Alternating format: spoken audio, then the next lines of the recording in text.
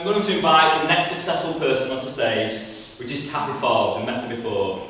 Like I said last time, she spent 20 years working in major high streets, coaching, mentoring young people in entry-level jobs to be successful. She's recently started her own business, giving her the opportunity to build on these skills and to get the success that she's always dreamed of. So let's give it up for Kathy.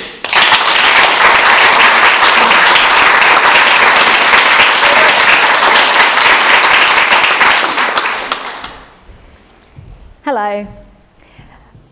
If it doesn't kill you, then it makes you stronger.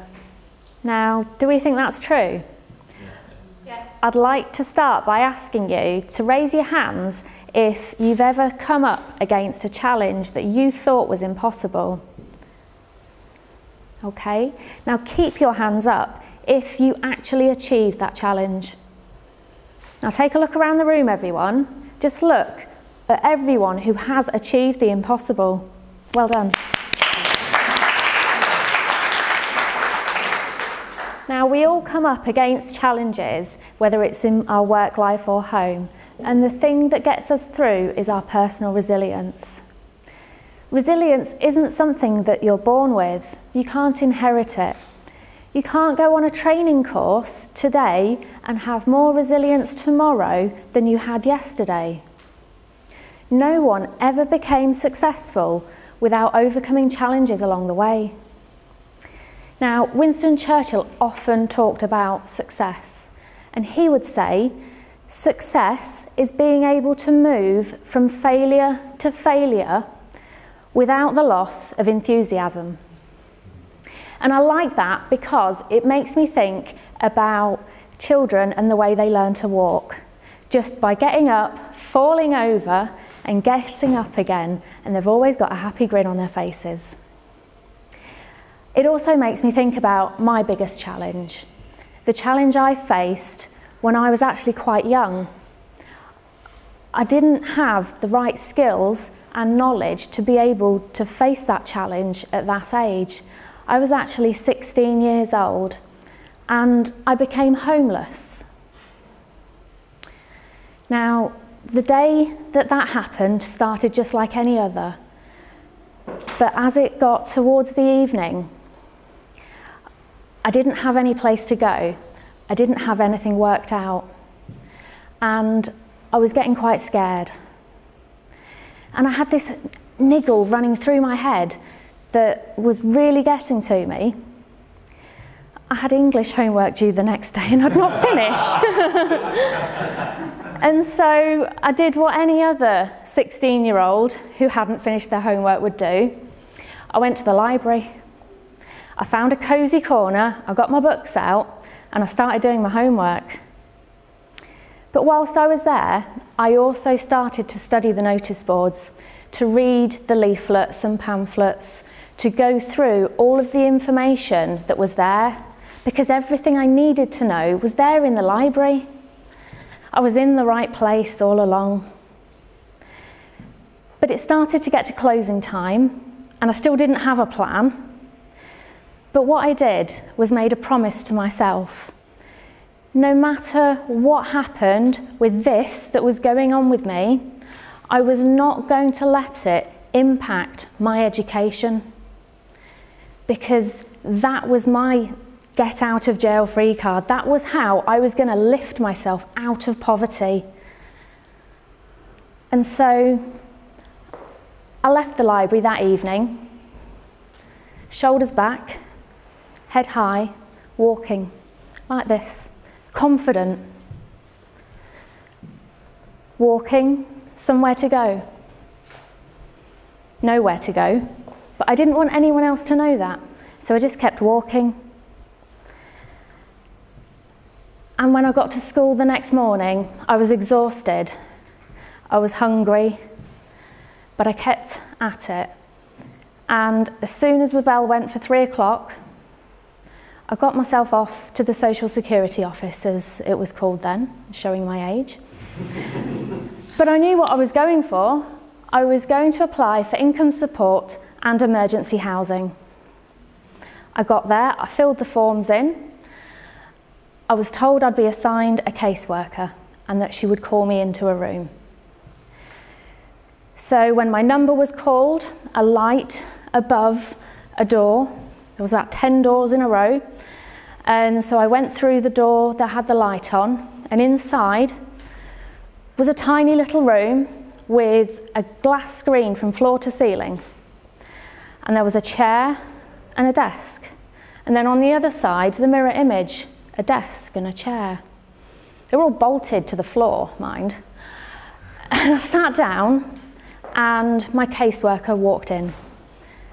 She didn't look me in the eye, she didn't say hello, she didn't tell me her name.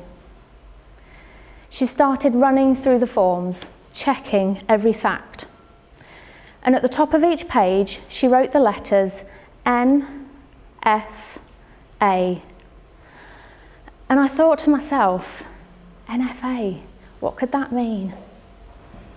Well, I know what it meant to me. At that point, it meant no fucking alternative.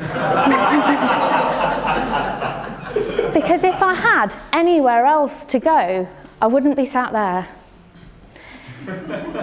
She quickly went through the forms and she told me I was entitled to income support. Yes. And I could pick up a giro cheque for £28.90, and that would be for 1 week, in arrears. So I could collect that cheque next week. And I was sat there, already starving hungry, on 36 hours of no sleep, getting slightly narked now. And so I asked her, what's NFA mean? And she said, no fixed abode.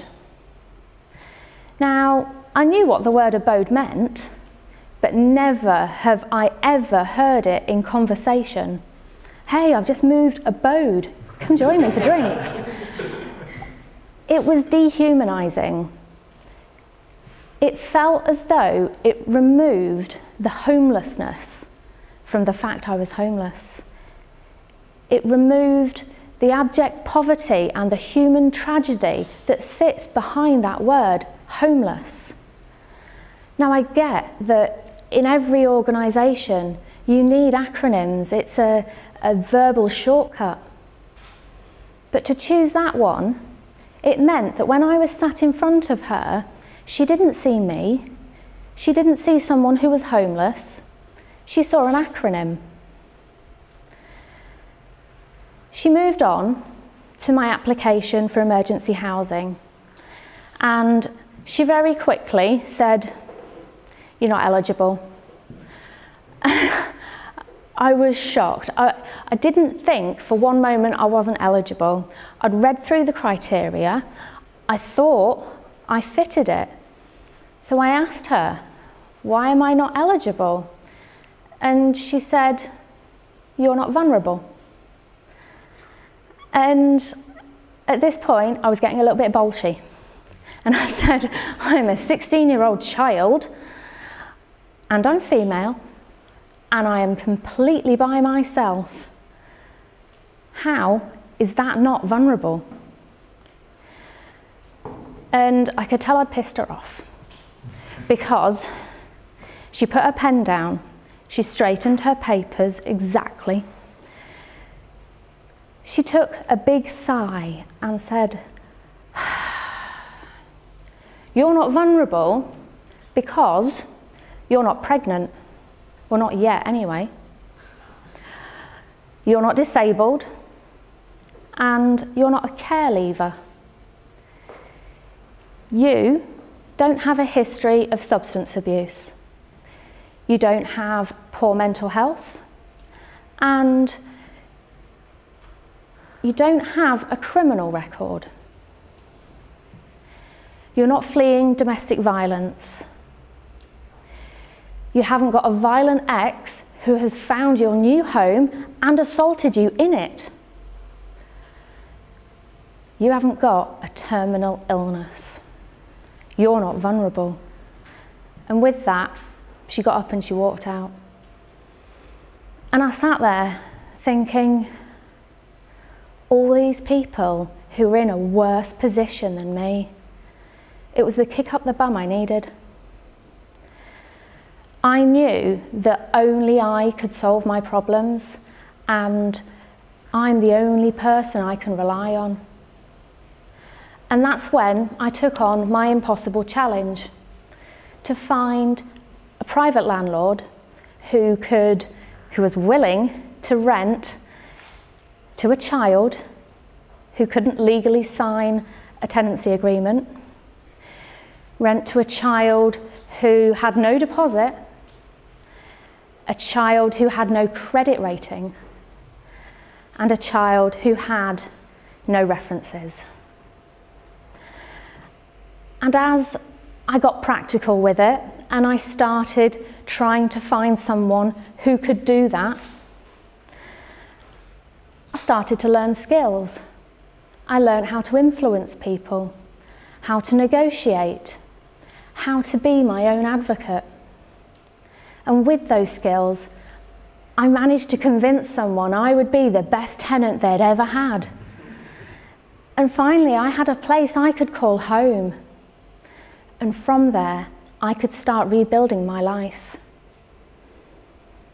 So if it doesn't kill you, and it's made you stronger, then what you've had is an opportunity for personal growth, a chance to develop new skills and to build your resilience. The skills you have are your keys to success.